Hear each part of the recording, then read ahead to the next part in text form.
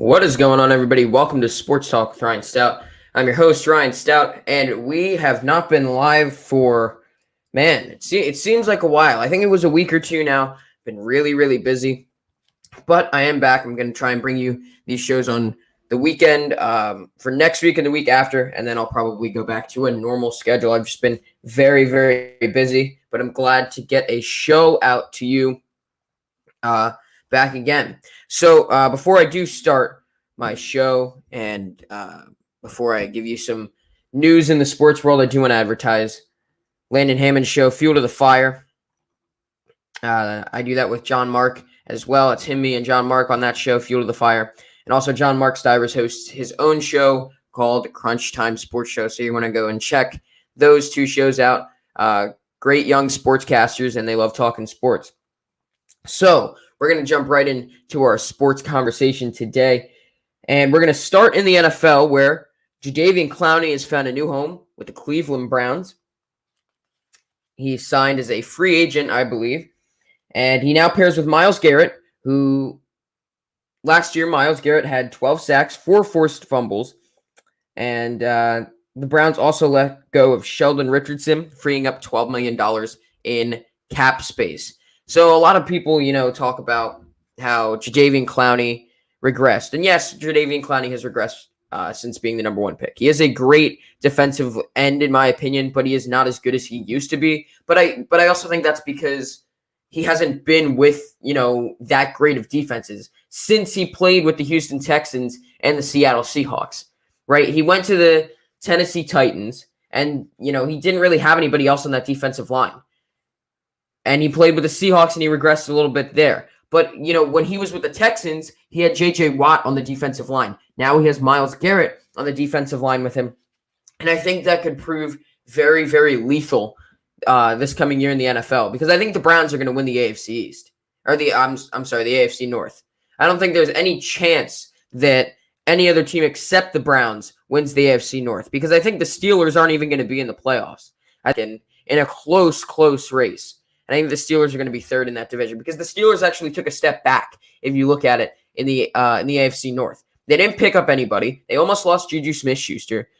Thank God they got him back, because that would have been a terrible loss for the Steelers. But they didn't go out and sign anybody. And here the Browns are signing Jadaveon Clowney. Now, they let go of Sheldon Richardson, but Sheldon Richardson's old. And Sheldon Richardson is not what Sheldon Richardson used to be.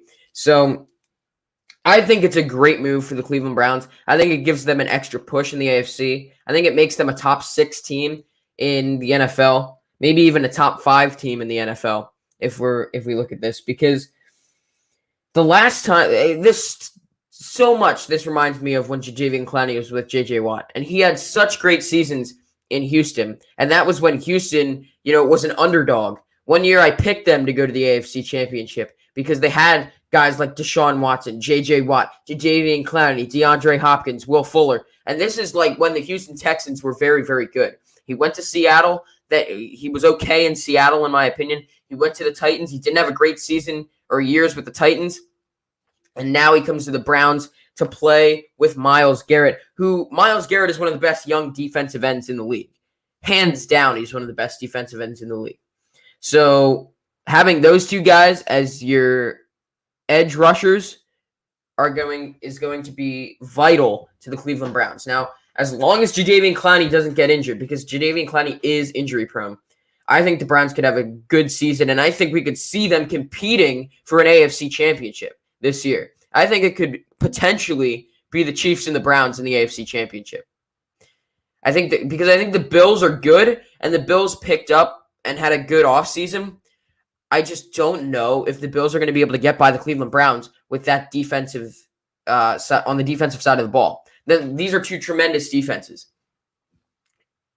What the Browns need is they need to just keep building on that defense, because right now I think, looking at it, both sides of the ball, the offense and the defense, the Bills are the better team.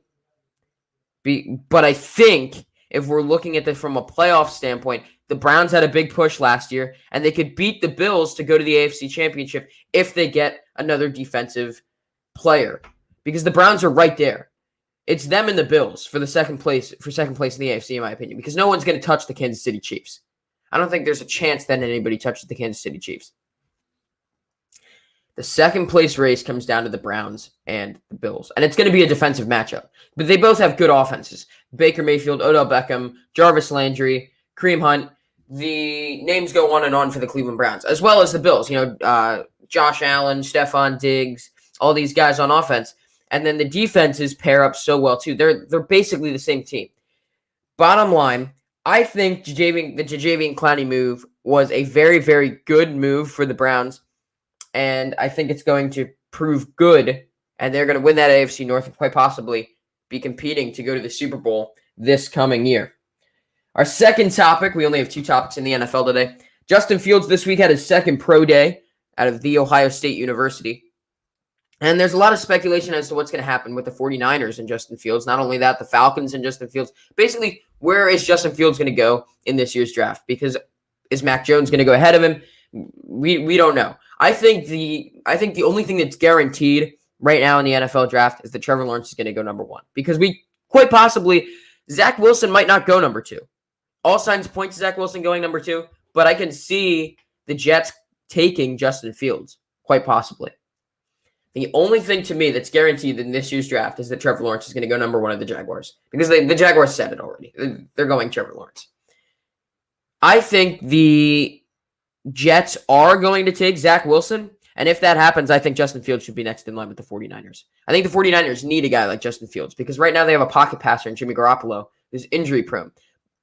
We're in a day and age in the NFL where you need a guy that can roll out of the pocket but also sling the ball. Like Patrick Mahomes is the epitome of what you need as a quarterback in the NFL. Patrick Mahomes can roll out. He can throw the ball. He can run. And you need all 3 of those things, in my opinion, to be a successful quarterback. Look at Josh Allen. He has the arm strength. He can roll out. He can run. He's another one of the up-and-coming quarterbacks. Lamar Jackson isn't because Lamar Jackson is a running back. Lamar Jackson can't throw the football, in my opinion. Here we have Justin Fields, who is being compared to Lamar Jackson, but the edge that Justin Fields has on Lamar Jackson is the fact that Justin Fields can throw the ball 50, 60 yards down the field after rolling out of the pocket. So I think, and Mac Jones is more of a pocket passer. So I think San Francisco needs to take Justin Fields. That needs to be the pick because Kyle Pitts is going to go to Miami. We know that in the top 5. Penei Sewell is going to go to the Cincinnati Bengals. So then the Falcons are another team that's up there. And the Falcons could end up taking Mac Jones. I can see the Falcons taking Mac Jones. Or Trey Lance, a guy like that, to work under Matt Ryan. I think Mac Jones isn't going to go as early as people think he is because I think Justin Fields is the pick at 3. If the 49ers can manage to get Justin Fields at that 3 spot, it's going to be very, very good for the 49ers. And they could quite possibly be competing for the NFC West in the coming years. Now, they need to develop Justin Fields. I'm not saying the 49ers are going to be good right away because we all know no team is good right away. Joe Burrow got drafted by the Cincinnati Bengals, and he wasn't good right away.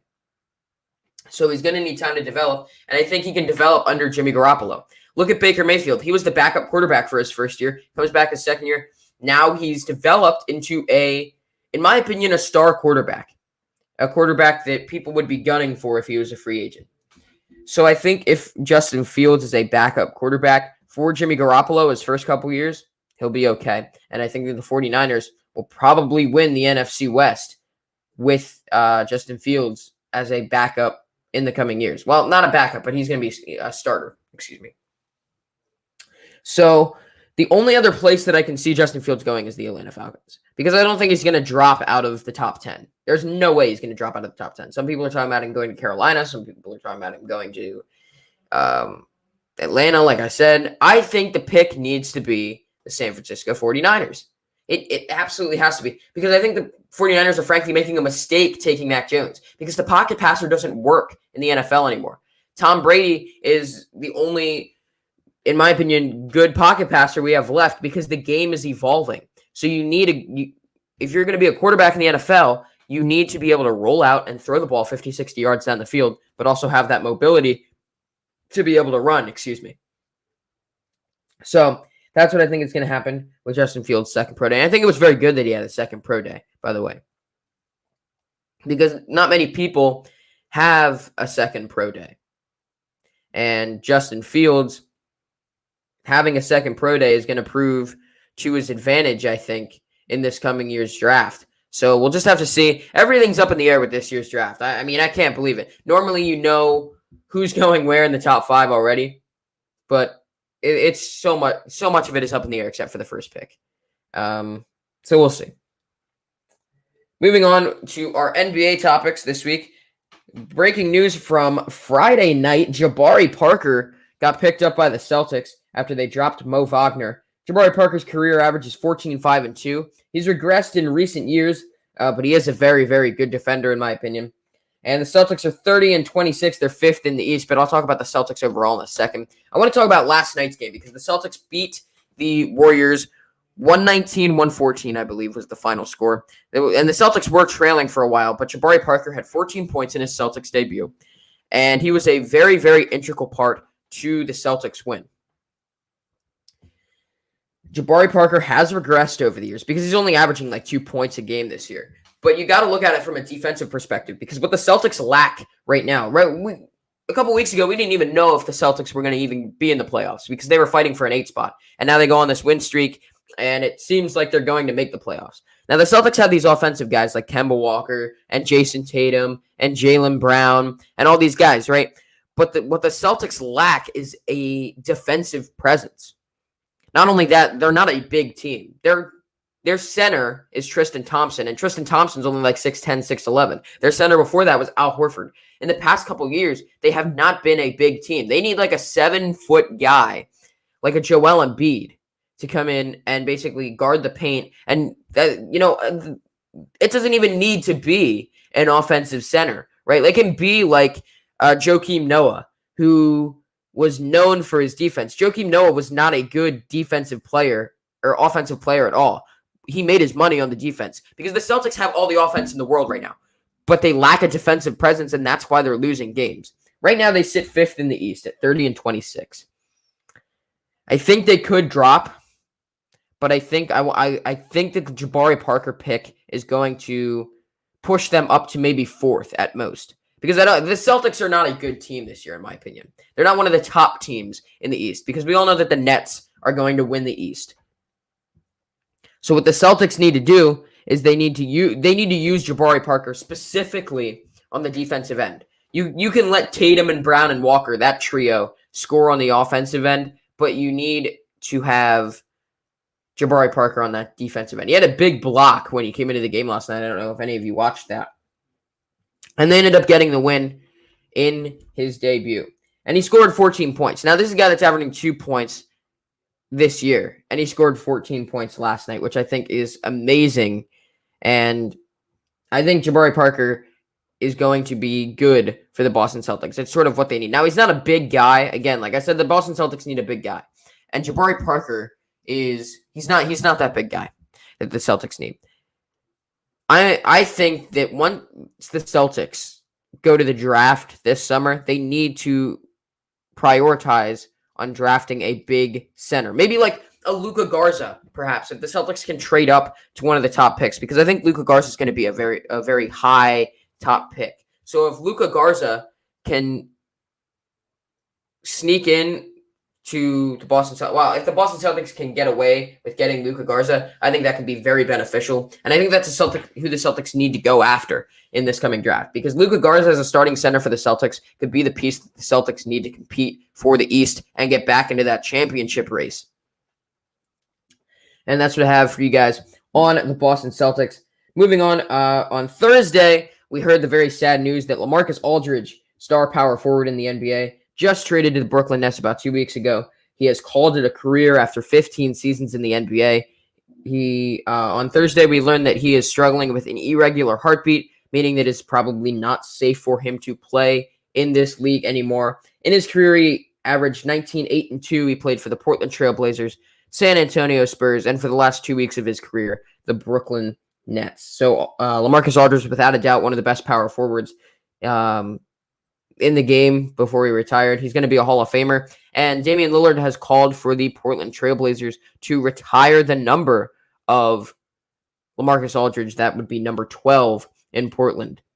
And I think it's fitting because LaMarcus Aldridge was one of the best players, I think, in Portland Trail Blazers history, if you look at his numbers with the Portland Trail Blazers. Now he regressed when he went to the San Antonio Spurs, and then he played backup for 2 weeks with the Brooklyn Nets. And I don't think this is going to affect the Brooklyn Nets much because the Brooklyn Nets have these guys off the bench already.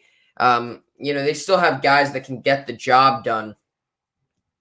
And, it is sad to see LaMarcus Aldridge retire, but I don't think it's going to be that much of a problem for the Brooklyn Nets because the Brooklyn Nets right now are second in the East. They're one game behind the Sixers, I believe. And I think they're going to win they're going to win the East, in my opinion. I don't think there's any doubt that the Nets are going to win the East.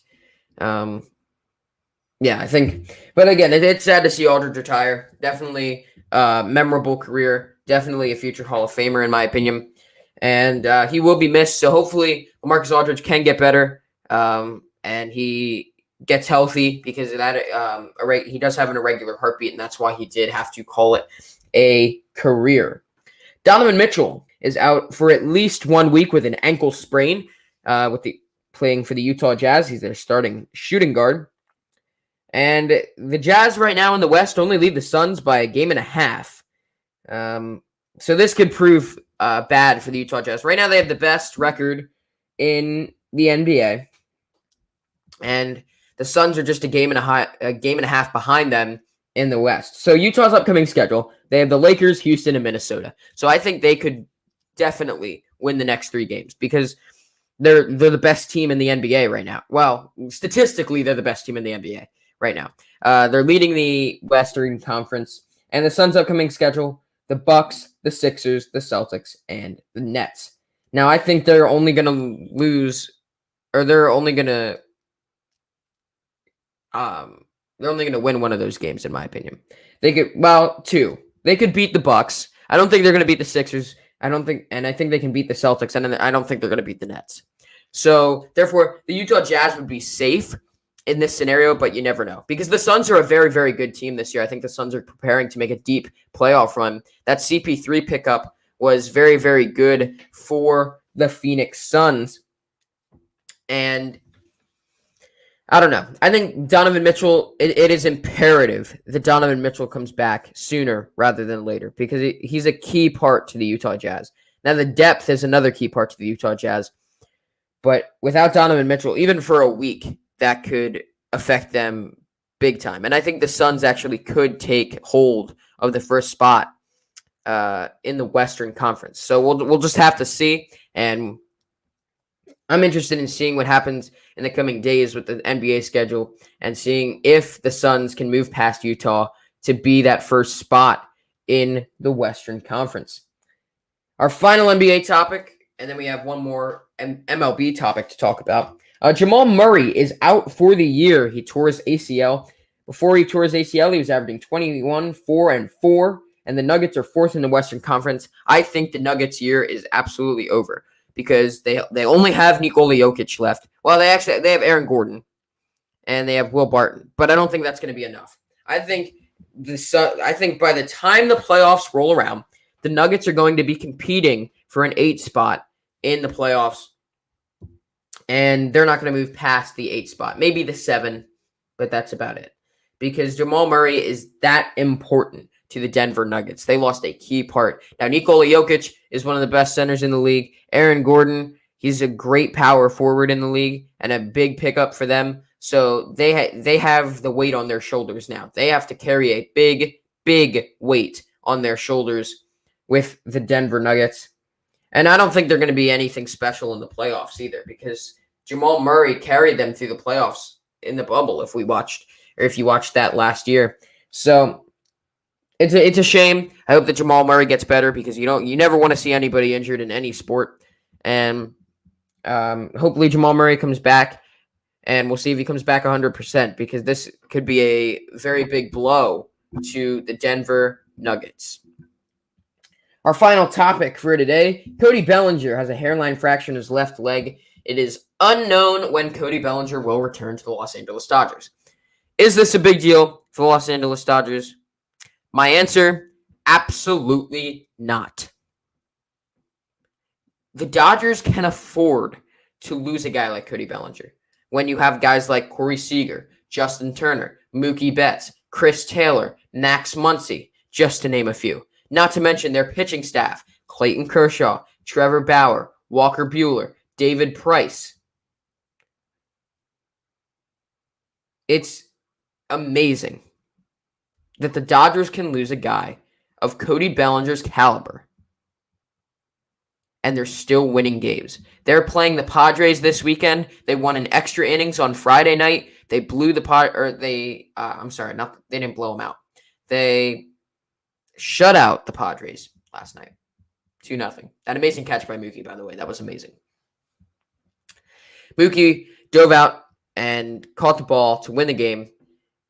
But again, Cody Bellinger can take all the time he needs because right now the Dodgers are winning games left and right, just like we expected them to, because the Dodgers, in my opinion, are going to go back-to-back World Series unless something drastic happens to the Dodgers, which I don't think it will, because the Dodgers, even if the Dodgers lose another guy for a couple weeks, it doesn't mean anything. The Dodgers have such a packed lineup that they can survive losing Cody Bellinger, in my opinion. The Padres are their biggest threat, and they're proving right now that they can beat the Padres. They beat them in extra innings on Friday, and they shut them out last night 2-0. And Clayton Kershaw pitched an excellent game. So did Yu Darvish, but it wasn't enough to get the Padres to win.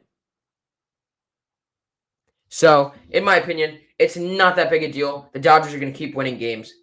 And that's what I have for you on this morning edition of Sports Talk with Ryan Stoudt. Thank you guys so much for tuning into this episode. If you want to hear more episodes just like this, go ahead and tune into Sports Talk with Ryan Stoudt every weekend now for the next 2 weekends on YouTube and all podcast streaming services. Again, if you enjoyed this podcast, you want to hear more just like it, go ahead and hit that like and subscribe button and keep tuning in to Sports Talk with Ryan Stoudt live on any podcast streaming service.